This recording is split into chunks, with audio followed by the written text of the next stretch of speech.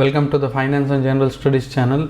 जिसे आप सभी को मालूम है कि मैं लार्ज कैप स्टॉक पे ज़्यादातर वीडियो बनाता हूँ ताकि हमारे रिटेल इन्वेस्टर भाई लोग जो भी हैं तो वो लोग स्टॉक मार्केट में आए और इन्वेस्ट करें।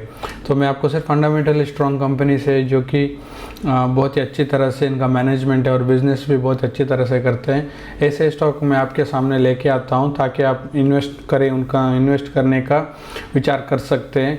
ना मैं आपको कोई रिकमेंडेशन नहीं देता हूं क्योंकि मैं सभी रजिस्टर्ड ब्रोकर नहीं हूं, इसलिए मैं आपको रिकमेंडेशन नहीं देता हूं। मैं आपको सिर्फ क्वालिटी कंपनीज कैसे होती हैं और उनको कैसे सेलेक्ट करें तो आपको सिर्फ मैं आइडियाज़ देता हूं। बेस्ड ऑन दैट आप अपना इन्वेस्टमेंट डिसीजन कीजिए। पैसा आपका है तो आप बाई कीजिए या सेल कीजिए, सब आपके विचार पर ही निर्धार होगा, ना कि कोई मेरे वीडियो देखकर आप इसका डिसीजन लिए।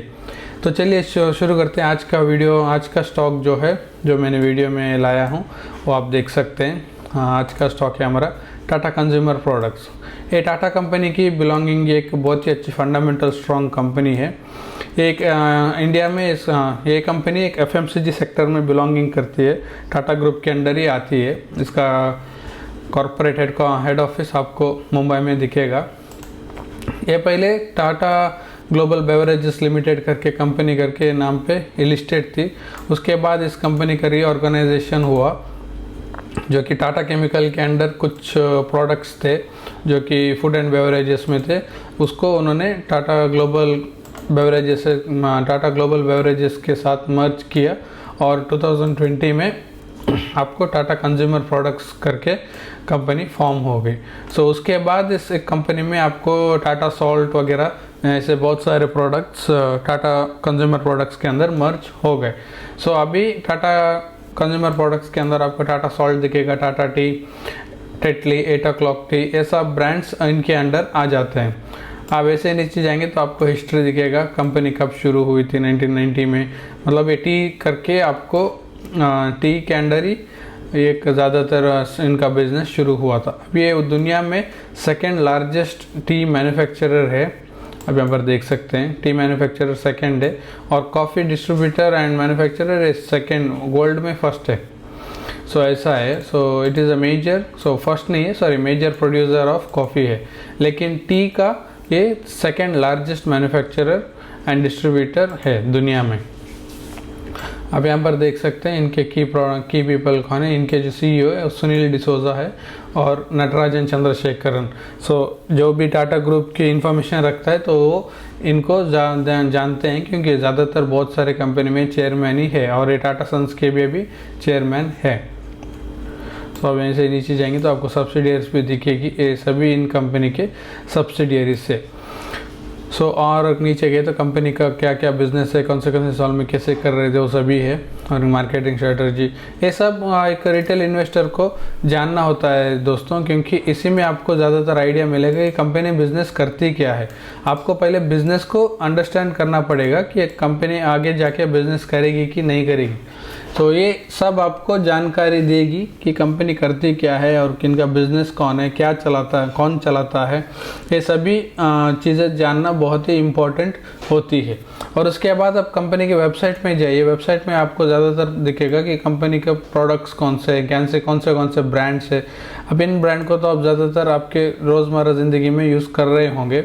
अब यहाँ पर देख सकते हैं टाटा टी, इंडिया का नंबर 1 टी है, जैसे मैंने आपको विकीपीडिया पेज में भी लिखा हुआ देखा था, इंडिया के नंबर 1 टी है। उसके बाद टाटा संपन्न है, 8 o'clock, हिमालयन, स्टारबक्स भी इन्हीं के अंडर आता है। स्टारबक्स एक फॉरेन कंपनी है लेकिन वो इंडिया में बिजनेस करती है और इनका टाटा के साथ मर्जर है। 50% का शेयर होल्डिंग टाटा के साथ ही है, जो कि टाटा कंज्यूमर प्रोडक्ट्स लिमिटेड के अंदर ही आता है। सो इनका बिजनेस इन्हीं के साथ मर्ज होके बिजनेस चलता है। स्टारबक्स के भी आपको ज़्यादातर आप जब इनके क्वार्टरली रिजल्ट्स देखेंगे तो आपको पता चल जाएगा ये रेगुलरली अपने नए नए स्टोर्स खुलते ही जाते हैं। सो जैसे ज़्यादा से ज़्यादा स्टोर खुलेंगे और ज़्यादा से ज़्यादा बिजनेस बढ़ेगा तो ये सब प्रॉफिट आपको टाटा कंज्यूमर प्रोडक्ट्स लिमिटेड में ही दिखेगा। आप देख सकते हैं ज़्यादातर अभी कॉफ़ी का फैशन बढ़ रहा है। आप जैसे भी ऑफिस में जाएंगे देखेंगे ज़्यादातर लोग कॉफ़ी पीते हैं या टी पीते हैं। सो कॉफ़ी अगर जैसे ऐसे कंटिन्यू होता रहेगा तो स्टारबक्स का बिजनेस बढ़ता ही रहेगा। कभी कभी कॉफ़ी शॉप में जाके मीटिंग होते हैं। सो ये सब कॉरपोरेट कल्चर है। सो धीरे धीरे आपको बढ़ते ही दिखेगा। सो टेटली है, टाटा सॉल्ट है, इंडिया का नंबर 1 सॉल्ट है टाटा सॉल्ट। हर एक घर में आपको टाटा सॉल्ट मिलेगा ही मिलेगा। सो ये सब इनके ब्रांड है, ये सब आपको जाके चेकआउट करना पड़ेगा। सो उसके बाद कंपनी के बैलेंस शीट में देखेंगे हम। उसके पहले हम इस कंपनी का शेयर प्राइस देखेंगे। टाटा कंज्यूमर प्रोडक्ट्स लिमिटेड अभी 877 रुपीज़ में चल रहा है। बहुत ही बढ़िया स्टॉक है, बहुत ही बढ़िया रिटर्न भी ये स्टॉक जनरेट करके देता है। कंपनी के रिजर्व्स देख सकते हैं 4300, 10,000 करोड़, 11,000 करोड़, ऐसे करके 12,000 करोड़ तक अभी आ चुका है। उसके बाद आप डेट देख सकते हैं, कंपनी में कुछ कर्जा ही नहीं है, ज़ीरो डेट है लॉन्ग टर्म में। शॉर्ट टर्म में आप देख सकते हैं 39 करोड़ का अभी डेट है, आता है 4 करोड़ होता है, उसके बाद 35 था, उसके बाद 0 अभी 39 है। कोई प्रॉब्लम नहीं है, शॉर्ट टर्म में 1 साल के अंदर इसको क्लियर करना पड़ता है। बिजनेस नीड्स के लिए कभी कभार ये डेट लेना पड़ता है 1 साल के लिए। आप कैश भी देख सकते हैं 400 करोड़, 737 करोड़, 1,600 करोड़, 1,300 करोड़, 1,200 करोड़ का इनके पास कैश ही है। सब जब इनका पास इतना कैश है तो 39 करोड़ उनको रीपे करना कोई बड़ी बात नहीं है, लेकिन वो फिर भी बैलेंस शीट में है, कोई बात नहीं, वो क्लियर कर देंगे वो लोग। उसके बाद कंपनी का डिविडेंड भी देख सकते हैं। कंपनी हर साल डिविडेंड दे रही है। 2010 के पहले कंपनी का फेस वैल्यू 10 था, सो इसलिए आपको इधर डिविडेंड थोड़ा ज़्यादा दिखेगा, लेकिन उसके बाद कंपनी का फेस वैल्यू 10 से अभी 1 है। सो आप यहाँ पर देख सकते हैं 2 रुपये था। हर साल कंपनी डिविडेंड दिया है और उसको हर साल वो कंपनी बढ़ाते आ चुकी है। अब देख सकते हैं यहाँ पर 2 रुपये, 2.15, 2 रुपये 25 पैसा, सो 2.50 रुपीज़, ऐसा करके अभी डिविडेंड, अभी आपको लेटेस्ट जो डिविडेंड मिला है वो 8.45 पैसे का था, 8 रुपीज़ 45 पैसे का। सो जब 2024 में डिविडेंड देगी तो आपको आप एक्सपेक्ट करके जा सकते हैं एक ही सेम अमाउंट में आएगा, नहीं तो इससे थोड़ा करीब 9 रुपये का डिविडेंड भी आ सकता है। सो जब कंपनी ने अभी आप देख सकते हैं, सो हर साल कंपनी ने डिविडेंड बढ़ा के दिया है। सो चांसेस कम है कि कंपनी ये अमाउंट रखेगी, लेकिन कंपनी के बोर्ड के ऊपर डिपेंड होता है कि वो कितना डिविडेंड डिक्लेयर करेंगे। उसके बाद कंपनी का स्प्लिट हिस्ट्री भी है। जैसे मैंने आपको बोला था 2010 में उसका 10 रुपये का फेस वैल्यू था, वो 1 रुपये हो गया। सो उन्होंने डिविडेंड उसका फेस वैल्यू स्प्लिट भी किया था। उसके बाद आप टाटा कंज्यूमर प्रोडक्ट स्क्रीनर में आके हम हमारे इसके प्रॉफिट एंड लॉस भी देख सकते हैं। ये 81,500 करोड़ की मार्केट कैपिटलाइजेशन है और ये निफ्टी 50 में भी ये है। अभी रिसेंटली ये ज्वाइन हुई थी, ये क्या 2 साल पहले, मुझे ठीक से याद नहीं है। ये निफ्टी 50 में ऐड हो गई है। सो ये अपने सेक्टर में नंबर 1 है। इसको कॉफ़ी के अंडर या प्लांट्स एंड प्लांटेशन प्रोडक्ट के अंदर ही इसको कंसिडर करते हैं। उसके सेक्टर में ये नंबर 1 है। 81,000 करोड़ का मार्केट कैपिटलाइजेशन इसके पास है। सो आप इसके प्रॉफिट एंड लॉस देख सकते हैं। 2012 में 6,600 करोड़ था, अभी बढ़ के सीधा 13,783 करोड़ हो चुका है। सो धीरे धीरे बढ़ के 13,000 करोड़ हुआ है। और प्रॉफिट भी देख सकते हैं 400 करोड़ था।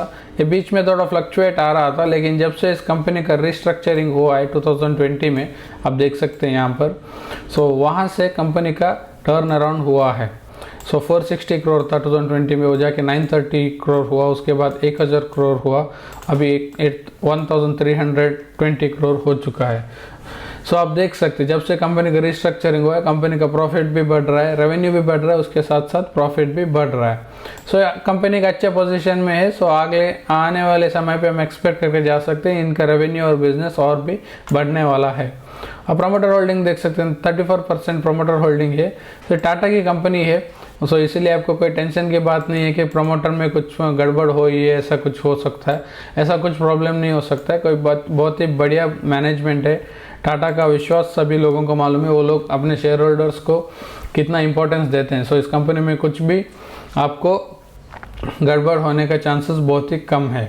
ऐसा नहीं कि कुछ नहीं हो सकता है, क्योंकि शेयर मार्केट में आप शेयर मार्केट में हैं, होने के लिए कुछ भी हो सकता है, लेकिन चांसेस कम है क्योंकि इनका मैनेजमेंट बहुत ही क्लीन और ट्रांसपेरेंट मैनेजमेंट है। सो अगर कुछ भी जो भी अगर बिजनेस में कुछ अप एंड डाउन होने वाला है तो ये लोग पहले ही अपने शेयर होल्डर्स को बता देते हैं या न्यूज़ में आके बता देते हैं कि ऐसा ऐसा सिचुएशन है, सो अगले 2 या 3 क्वार्टर में हमारा बिजनेस नीचे जाने वाला है। सो ये लोग पहले ही बता देते हैं।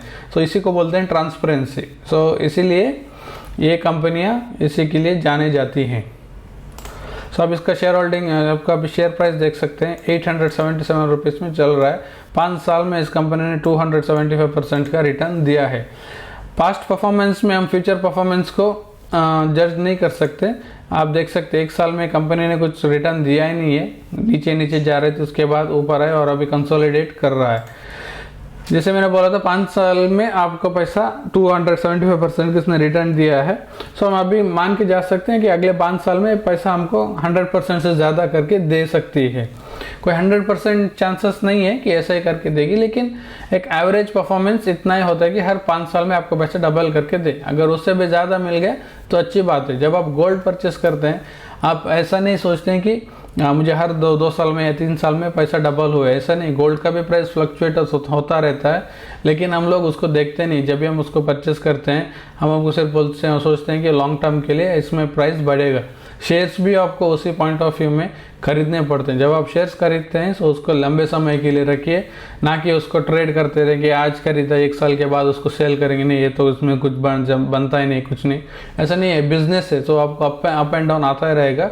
तो आपको जब आप शेयर्स बाई करेंगे तो उसको होल्ड करने की भी आपको सीखना पड़ता है, पेशेंस होना पड़ता है जब भी आप शेयर मार्केट में आए तो। सो ये एक हिंदुस्तान यूनिलीवर के साथ कंपेयर करेंगे, क्योंकि ये भी एक HUL आपको FMCG सेक्टर का ही लीडर है।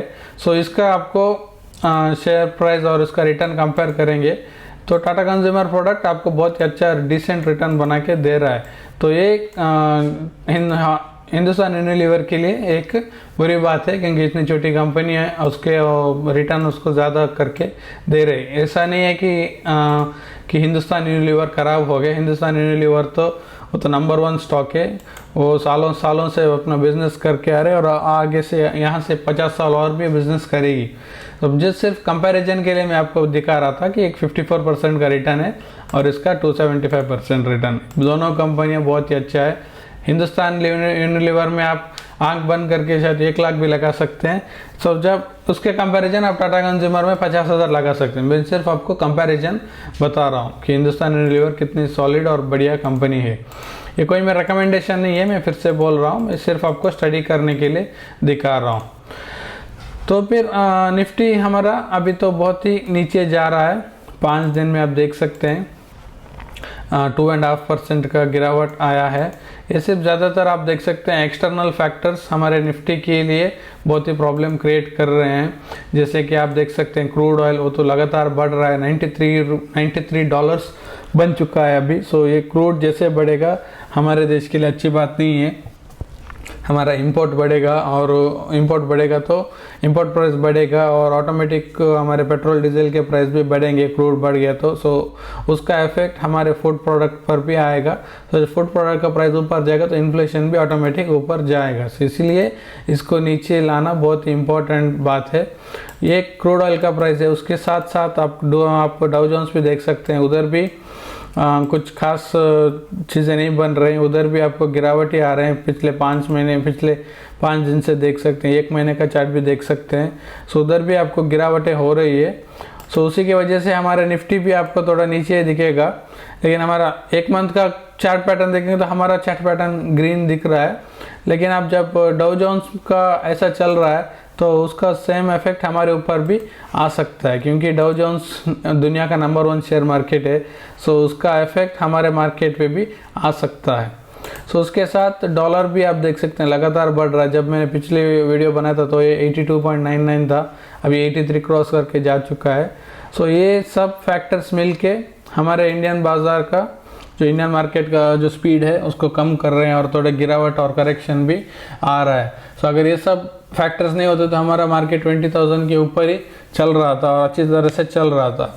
सो उसके बीच बीच में अभी आप देख सकते हैं, और ये इंडिया कनाडा का भी प्रॉब्लम बन चुका है, मालूम नहीं अभी कहाँ तक जाएगा और कैसे चलेगा, उसको देखना पड़ेगा। ये सब फैक्टर्स मिलके हमारे मार्केट का स्पीड कम कर रहे हैं। सो देखेंगे ये सब, जब आप मार्केट में रहेंगे ये सब फैक्टर्स इफेक्ट होना आम बात है, कॉमन बात है। ये सब शॉर्ट टर्म में ऐसा बनता रहता है, लेकिन लॉन्ग टर्म में ये सब कोई भी चीज़ें नहीं रहती। आपका प्राइस या हमारा निफ्टी चाहिए इसको ऊपर ही जाता ही रहेगा। शॉर्ट टर्म में ऐसे प्रॉब्लम्स आते रहेंगे। आप देख सकते हैं शॉर्ट टर्म में इधर कोरोना आया था, यहाँ पर मार्केट 40% गिरा था। अभी आप मार्केट कहाँ है, आप यहाँ पर देख सकते हैं 8,000 में था, अब जाके मार्केट बना है 19,000 में। सो शॉर्ट टर्म में कुछ भी हो सकता है। सो शॉर्ट टर्म में जो भी होता है उसको आप ज़्यादा दिमाग ना लगाए, इसको आप सिर्फ अपने स्टॉक पे फोकस रहिए और उनका बिजनेस पर फोकस रखिए। मार्केट में क्या चल रहा है, ये यूएस का, डॉलर का, ऑयल प्राइस का, ये सब होना आम बात है मार्केट में। सो इन सब को आप इग्नोर करें और अपने बिजनेस, जो भी स्टॉक में आपने इन्वेस्ट किया है उनके बिजनेस के ऊपर फोकस रखिए और उनका मैनेजमेंट क्या डिसीजन किया, क्या एक्सपेंशन हो रहा है, उन पर आप ज़्यादा फोकस रखिए, ना कि एक्सटर्नल फैक्टर्स या गवर्नमेंट के जो भी डिसीजन आते हैं उस पर ज़्यादा दिमाग ना लगाए तो अच्छा है। सो ये सब आप इग्नोर करना जब सीखेंगे तब आप मार्केट में लंबा रह सकते हैं। आशा करता हूँ आपको वीडियो पसंद आया है दोस्तों। अगर पसंद आए तो प्लीज़ लाइक कीजिए, सब्सक्राइब कीजिए और अपने दोस्तों के साथ शेयर कीजिए। ऐसे में अच्छे वीडियो रोज़ बना के लेके आता हूँ। अगर आप अगर वीडियो को लाइक कीजिए, सब्सक्राइब किया तो मेरा मोटिवेशन भी बढ़ता है। So please like and subscribe कीजिए।